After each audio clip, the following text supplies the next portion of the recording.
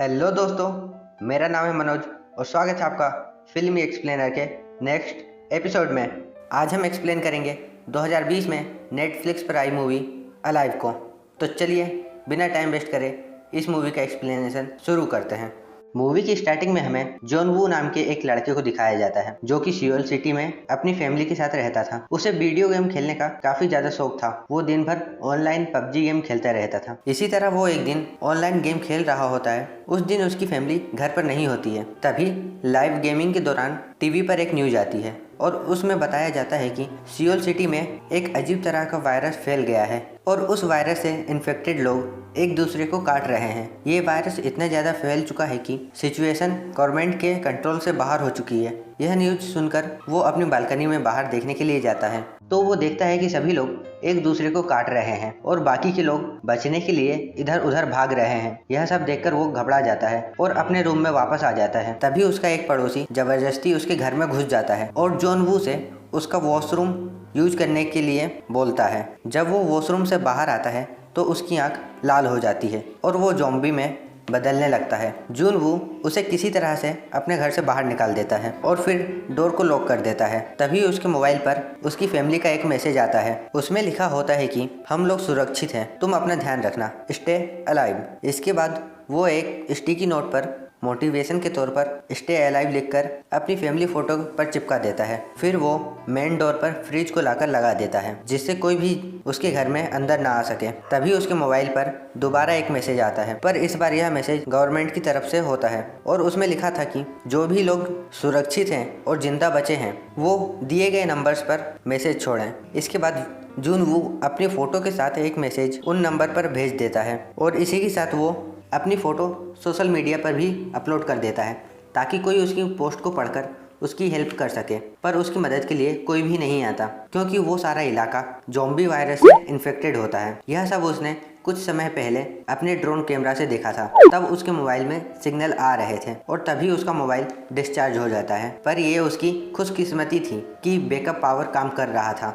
उसके आसपास के सभी लोग ज़ॉम्बी में बदल गए थे। इन ज़ॉम्बीज़ की एक खासियत थी कि ये ज़ॉम्बी में बदलने के बाद भी अपने डेली रूटीन को फॉलो कर रहे थे। जैसे रोज की तरह सुबह अपने काम पर जाते थे और बाकी के दूसरे काम करते थे। जाहिर सी बात है, इतने दिनों तक घर में बंद रहने के कारण जॉन वू का खाना और पानी सब खत्म हो जाता है। तभी उसे बाहर गोली चलने की आवाज़ सुनाई देती है। जब वो बाहर जाकर देखता है तो उसे एक पुलिस ऑफिसर नजर आती है जो उन ज़ॉम्बीज़ पर फायर कर रही होती है। पर ज़ॉम्बीज़ उस पुलिस ऑफिसर पर हमला कर देते हैं। जॉन वू उसे बचाने के लिए चिल्लाकर ज़ॉम्बीज़ का ध्यान अपनी तरफ खींचता है पर उसकी कोशिश नाकाम जाती है और ज़ॉम्बीज़ उस पुलिस ऑफिसर को काट लेते हैं जिससे वो भी ज़ॉम्बी में बदल जाती है।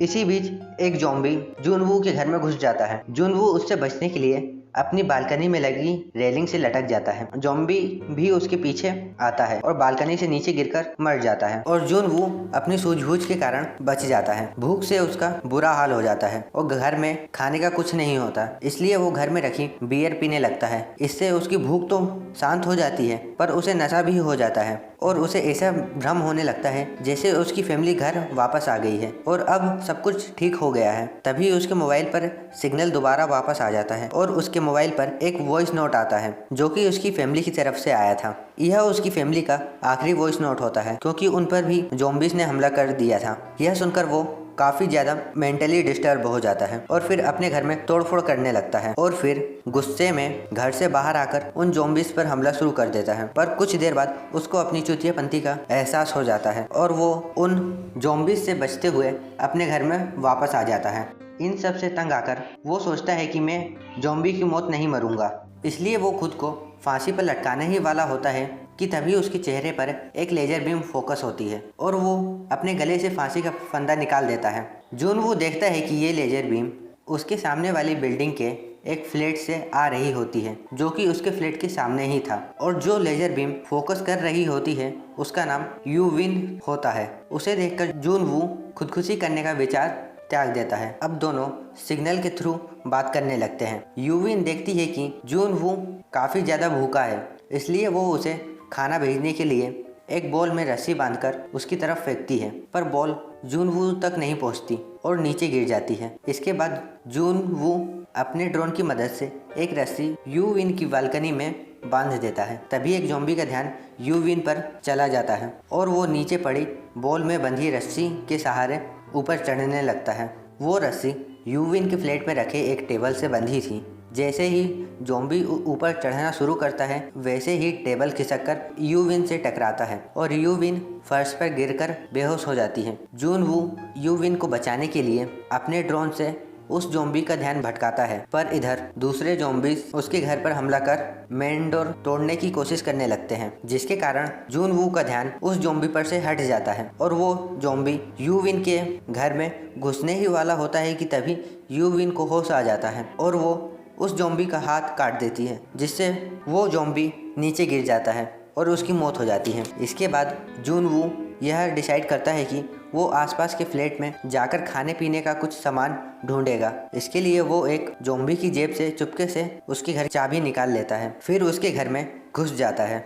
यहाँ उसे काफ़ी सारे खाने के साथ ईयरफोन और 2 वॉकी टॉकी भी मिलते हैं। इन सब चीज़ों को उठाकर वो वहाँ से निकलने ही वाला होता है कि तभी उस पर एक ज़ॉम्बी हमला कर देता है। जून वू उस ज़ॉम्बी को बड़ी चालाकी से उसी फ्लैट में लॉक कर अपने घर में वापस आ जाता है। इसके बाद जून वू ईयरफोन के जरिए एफएम रेडियो से एक सर्वाइवल मैसेज भेजने की कोशिश करता है, लेकिन रेडियो उस वक्त डाउन होता है। फिर जून वू यूविन को खाना और एक वॉकी टॉकी भेज देता है। फिर दोनों इसी वॉकी टॉकी के जरिए बात करने लगते हैं। वो लोग पानी के लिए कुछ बर्तन बाहर बालकनी में रख देते हैं, जिससे जब बारिश होती थी तो वो दोनों उसी पानी से अपनी प्यास बुझाया करते थे। एक दिन सभी ज़ॉम्बीज अचानक दौड़कर बिल्डिंग के अंदर जाने लगते हैं। यूविन को ऐसा लगता है कि जैसे बारिश हो रही हो और उससे जल्दबाजी में कुछ बर्तन गिर जाते हैं, जिसकी आवाज़ सुनकर काफ़ी सारे ज़ॉम्बीज उसके घर के मेन डोर को तोड़ने की कोशिश करने लगते हैं। यूविन यहाँ के सारे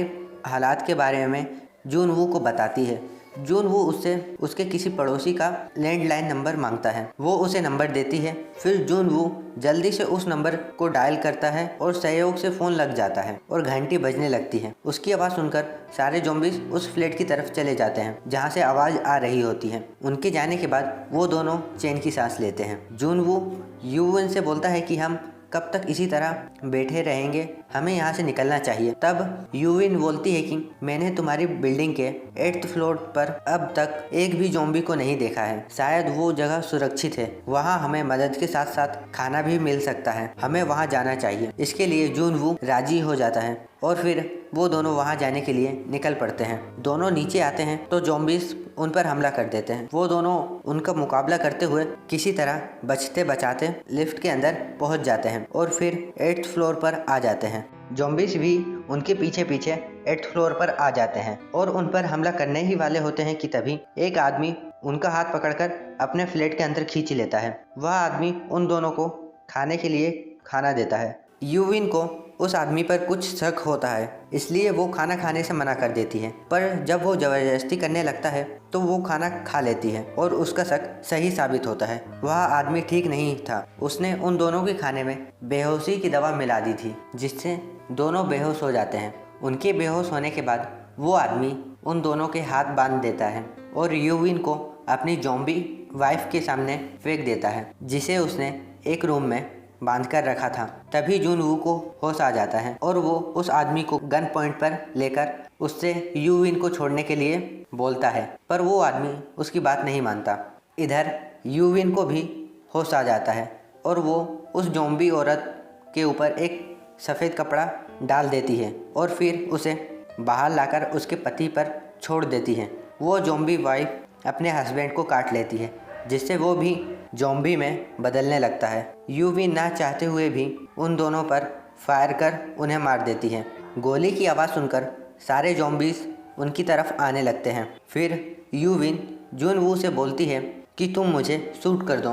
तभी उन्हें हेलीकॉप्टर की आवाज़ सुनाई देती है। हेलीकॉप्टर की आवाज़ सुनकर वो दोनों ज़ॉम्बीज का मुकाबला करते हुए उस बिल्डिंग की छत पर आते हैं, पर अफसोस यहाँ उन्हें कोई भी हेलीकॉप्टर नहीं दिखाई देता है। ज़ॉम्बीज भी उनका पीछे करते हुए छत पर पहुँच जाते हैं। जून वू अपनी गन से उन ज़ॉम्बीज पर फायर करता है। यूविन भगवान से उन्हें बचाने की दुआ कर रही होती है, लेकिन उनकी बुलेट्स खत्म हो जाती है और ज़ॉम्बीज हमला करने ही वाले होते हैं कि तभी हेलीकॉप्टर वहां आ जाता है और उन ज़ॉम्बीज़ पर गोलियों की बरसात कर दी जाती है और उन दोनों को बचाकर हेलीकॉप्टर में बैठा लिया जाता है। तभी उनके मोबाइल का सिग्नल भी दोबारा वापस आ जाता है और उन दोनों को अपने फ्रेंड्स के मैसेज आने लगते हैं, जिन्हें देखकर वो दोनों खुश हो जाते हैं। जुन वू अपनी एक सेल्फी खींचकर उसे अलाइव टाइटल के साथ अपलोड करता है, यानी कि उसका स्टे अलाइव स्टेटस अलाइव में बदल जाता है और ये मूवी यहीं ख़त्म होती है। उम्मीद है दोस्तों आपको इस मूवी का एक्सप्लेनेशन पसंद आया होगा। अगर आपको यह वीडियो पसंद आया है तो इसे लाइक और शेयर करें, और अगर इस वीडियो के बारे में कोई सुझाव या प्रश्न हो तो हमें कमेंट बॉक्स में ज़रूर बताएं। और हाँ, हमारे चैनल को सब्सक्राइब करना ना भूलें। मिलते हैं नेक्स्ट वीडियो में, तब तक के लिए धन्यवाद।